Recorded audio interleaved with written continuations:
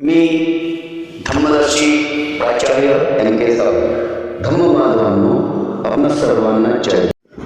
धम्मबांधवांनो, सध्या परिस्थिती पाहता प्रत्येक कुटुंबाकडे दुचाकी वाहन आहेत.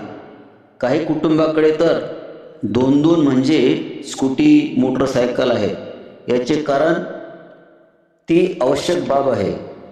हे वाहन दैनंदिन कामाकरता उपयोगात येते करिता आपल्या घरी दुचाकी असावी.